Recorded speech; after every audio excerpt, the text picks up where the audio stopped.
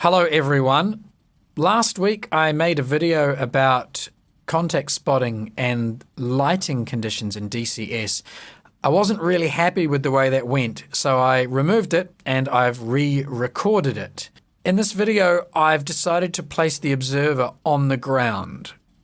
The reason I've done that is to remove all the piloty type variables, such as the aircraft maneuvering and looking through canopy glass and high altitude atmospheric interference. All that sort of nonsense has been removed from the discussion as a variable. This is a camera or a human observer standing on the ground very still. And this helps to remove all those sort of aircrafty, piloty related variables, so we can simply talk about whether something is or is not visible in DCS. This is how I've set the mission up to do this test. I'm going to be using the Normandy map, and I'll be placing the observation camera here on the ground at Saint-Laurent-sur-Mer airfield. I'm going to be looking north out across the water, and every 5 kilometers in a northward direction I've placed some ships on the water. The reason I've done this is because as you move the camera about, it can be quite hard to tell exactly where you are on the map sometimes. So these little ship markers will help me identify how close I am to the aircraft. The aircraft themselves are currently 30 kilometers north of where I will initially place the camera. There are 2 aircraft. They are both A20s, one heading east to west at 1,000 meters in an orbit, and the other starting west to east at 3,000 meters in an orbit. The aircraft to begin with are the A20s wearing this Russian livery. I've chosen this livery because it's got a lot of white on it, so it's relatively similar in some respects to a modern civil aviation livery. We will also be changing this livery just to check if having a more camouflaged livery makes any major difference. In the first instance, we're going to be spawning on the ground during close to midday conditions in June. There are no clouds. There will be no dust or smoke or haze. So this is designed to represent the clearest and stillest possible conditions. The observer has no canopy in front of him. He has no aircraft shaking or other things to worry about. So there are no reasons to believe there should be anything negatively impacting on visibility. This is a static observer on the ground under close to perfect conditions. Here's my little observer troop, and here we are standing at about his location on the beach looking north, and I've got the line of ships off to the north. One thing that's quite apparent from this view, just looking at the ships, is how pale the ships are. And there are hardly any shadows being drawn. The sun is pretty much directly up in the sky. So I'm looking at the lit side of the ships. They are a very matte tone and very pale. The reason I mention the ships and their lack of shadows will become more obvious later. Looking north now, I cannot see any aircraft. There are no dots, there are no black shapes in the sky. I can't see any aircraft whatsoever to the north. I'm going to now jump in the cockpit of an aeroplane which is parked just over there. And the reason I'm going to jump in the cockpit is because that will enable me to adjust the field of view.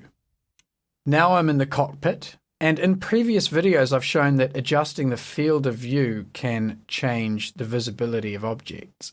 And I can ever so slightly perhaps see a slightly grayer pixel right there where my cursor is. Now there's no way that's going to show on the YouTube video because YouTube will compress the dot down. You won't see it, and especially if you're watching on a small monitor or a phone, there's no way you will see the pixel, but there is perhaps a single slightly darker pixel where I'm moving the yellow crosshair. But that dot is effectively invisible for all intents and purposes. If my head moves slightly, or if there was a canopy in the way, or if my view was moving around just a little bit whilst flying, that would not be visible. I have to be a completely static observer in order to see that, and it disappears at different fields of view, but it's very, very, very faint. So I'm going to say it's invisible. The dot is invisible at a standard kind of field of view. The dot is also invisible when I manipulate the fields of view. That's at 30 kilometers range during ideal conditions in the middle of the day. Now we're going to change things up. I'm going to set the time to 20 past 8 in the evening. So it's the 21st of June, middle of summer, 20 past 8 in the evening, which is about just after sunset.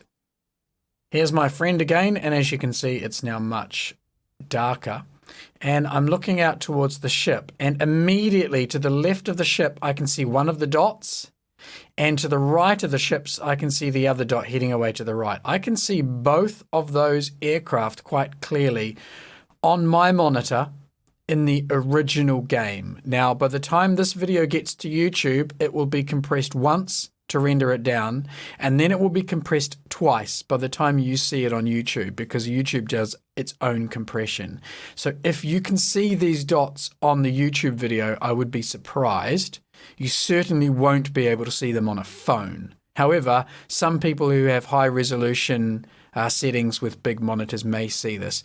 You can also notice how easy it is to see the ships now. So this is why I mentioned the ships in the daylight. They are shadowed and they are incredibly obvious against the sea. The horizon is dark and the shadows make everything pop out significantly against the background. I'm going to jump in that airplane now purely so we can adjust the fields of view. Here I am. Now the two dots are about to go past each other. They are right there. I'm circling two of them now with the cursor. One is slightly higher than the other, and they are almost on top of each other now. We'll just narrow the field of view. There they are, those two dots. And one of those aircraft is at 2,000 meters or 3,000 meters. The other is at 1,000. It looks like they're closer together in altitude now than they were when they spawned in. But they are very obvious from this range. And the ships are very obvious too. So what am I trying to demonstrate here? I'm trying to demonstrate here that the shadowing is making a huge difference to contact visibility and in fact to all object visibility in DCS. I'm of the opinion that this is not simply rendering dots. DCS is not just rendering dots here, because if it was just dot rendering, there would be no shadows. DCS is obviously rendering some kind of object, and I can see there's more than one pixel on those aircraft from here. DCS is rendering an object, and it's also adding shadows where appropriate. Now, where the objects are in shadow, they become incredibly visible from long range. When they are not drawing shadows, they become very difficult to see. I'm going to go back to the daylight one, and I'm going to move the camera closer and closer to the contacts just to see at what point we actually do pick them up. We're back at daylight now, looking out towards the ships, and I see no dots. So what I'm going to do is just start bringing the camera closer and closer using the mouse wheel, and I'm going to see when those dots appear. I'll move it a bit faster. We're out over the water now. Still nothing.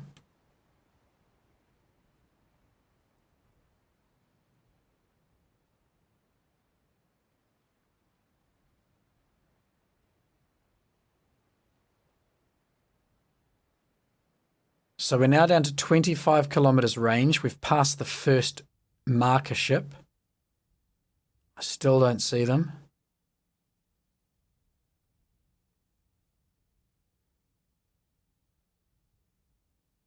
Now at 20 kilometers range. I still don't have visual.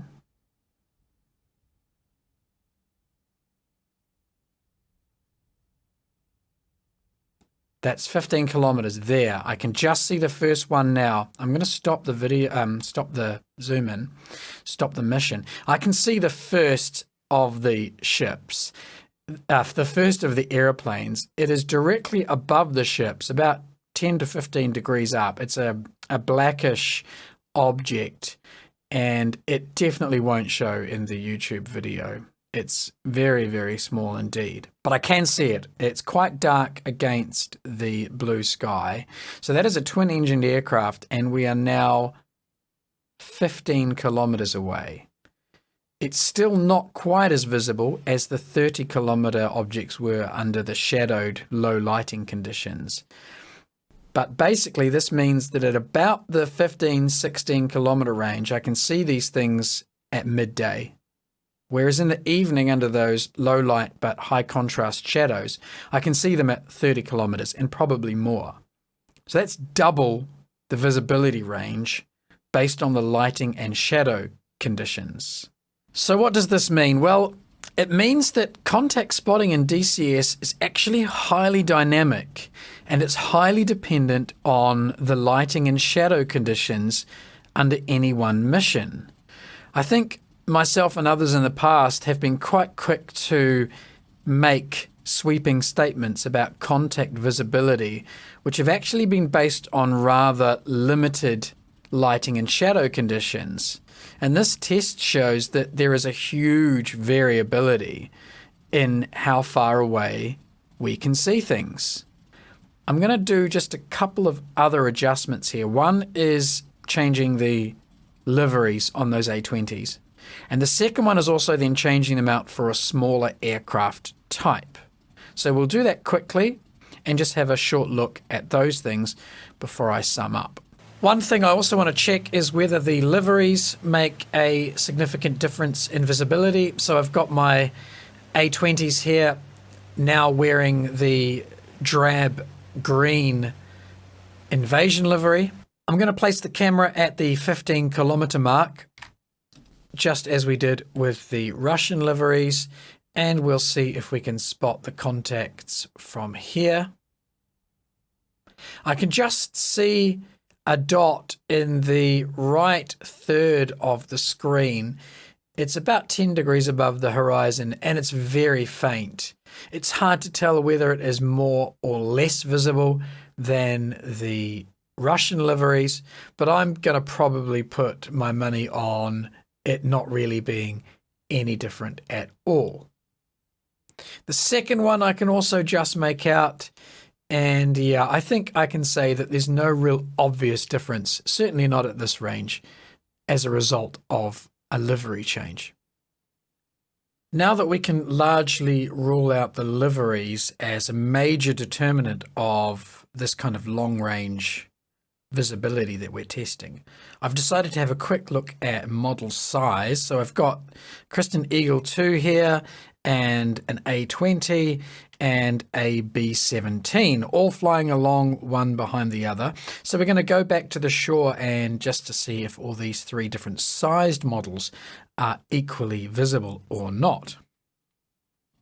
I'm on the beach then, and I can only see two of the three aircraft, and I'm assuming it's the B17 and the A20. The Kristen Eagle is not visible at this range.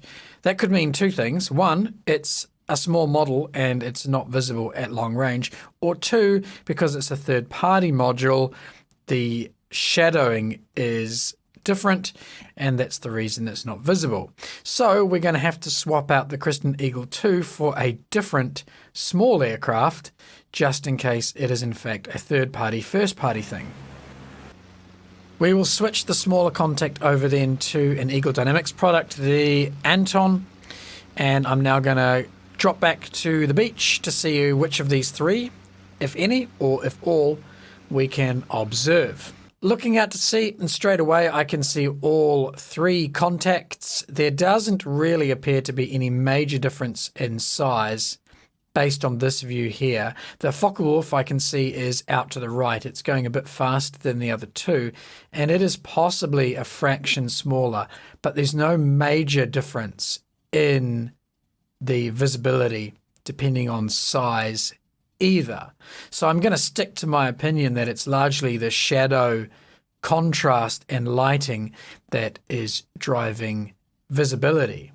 However, that's not the end of the story, because I'm going to draw the camera way, way, way back now to show you that at extreme long range, the larger contacts will be visible from slightly further out. I've been looking at this for some time now, and I've placed the camera about 70 kilometers away, and I can now only see two contacts. And I know this is the A20 and the B17 because I've done this test a few times. I'm now going to start bringing the camera forward to the point where the Focke-Wulf pops in, and it's going to pop in suddenly. It's not going to fade in, it's just going to appear. There. The third contact has now appeared, and it suddenly popped in behind the other three. And now I'm going to pull the camera back. The Focke-Wulf dot is going to disappear again. It's just gone. And then the A20 is going to disappear. It's gone. I still have one contact visible, and then the B17 has just disappeared. Now I've got this fire and smoke just to the left of the camera here. Because I've done this test a few times, I've placed this object here for a reason, and that reason is so I can show you the distance to the contacts. So we take the measuring tool, and to the B17 I've got a range of about 78 kilometers. To the Focke-Wulf it was fairly similar, and the A20. However, the Focke-Wulf lost visual range about here on the map. So the range to the Focke-Wulf was about 70 kilometers. So it is my conclusion that the B17 shadow will be visible out to a range of 80 kilometers, that the Focke-Wulf, a single-engined aircraft shadow, will be visible out to 70 kilometers, and the twin-engined A20 about 75 kilometers. And we're talking about the shadowing here because, as I've showed in the daylight videos, the actual contacts themselves under daylight conditions are visible only about to 15 or 20 kilometers. Now, always when I do visibility or contact spotting type tests, the questions always arise in the comments about whether or not these kinds of ranges are realistic. I really don't want to get into that conversation here because this is not a video about what's realistic and what's not. This is just a video about what is possible in DCS and what it is about DCS which is making it possible or not to spot contacts at long range. My conclusion out of this is that the shadowing and the lighting conditions are by far the primary factor in determining whether you can or cannot see a contact. Furthermore, it seems to me that DCS will draw shadows for an observer of an aircraft up to about 75 or 80 kilometers. Now, if that is true, it is possible that quite a large amount of CPU or GPU processing is being dedicated to drawing these shadows at long range. I'm not sure if it's drawing shadows for a whole 3D model or just spitting out a single black pixel. But if really DCS's engine is trying to draw a shadow for a full 3D model at 75 kilometers range, there could be significant opportunities for performance gains to be made on the visual side.